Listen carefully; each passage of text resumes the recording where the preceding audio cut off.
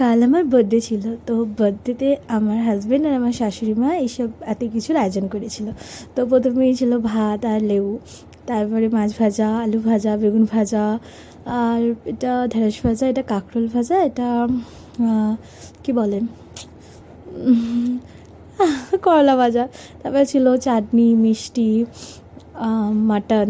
প্রথমে আমি এটা দিয়ে ভাতটা খেয়ে নিয়েছি, করলাটা দিয়ে, তারপরে কাঁকরোল দিয়ে ভাতটা খেলাম, এরপরে আমি ঢ্যাঁড়স ভাজা দিয়ে ভাতটা খেলাম। তো একটু একটু করে সবই তো খেতে হবে, কিছু করার নেই। আর তোমাদেরকে বলছি, আমার ভিডিওগুলো যদি তোমাদের সবাইকার খুব ভালো লাগে তো প্লিজ তোমরা আমাকে সাপোর্ট করো আর আমার পাশে থেকো, আর ফেসবুক থেকে দেখলে ফলো করে দিও। তারপরে আমি আলু ভাজা দিয়ে খেলাম, খাওয়ার পরে মাছটা দিয়ে খেলাম। মামনি বলছিল যে মাছটা খেতেই হবে জোর জবরদস্তি। তো কী করবো, আমি একটুখানি খেয়ে রেখে দিয়েছি, কারণ খেতে পারছিলাম না, অনেক কিছু ছিল তো, অসম্ভব ব্যাপার আমার জন্য খাওয়া। তো খাওয়ার পরে এবার মাটন দিয়ে খেলাম। আমার সবথেকে ফেভারিট হচ্ছে এইটা, নাল্লি, আমার খুব ভালো লাগে, তাই জন্য আমার হাজব্যান্ড এটা আমার জন্যই নিয়ে এসেছিলো স্পেশালি।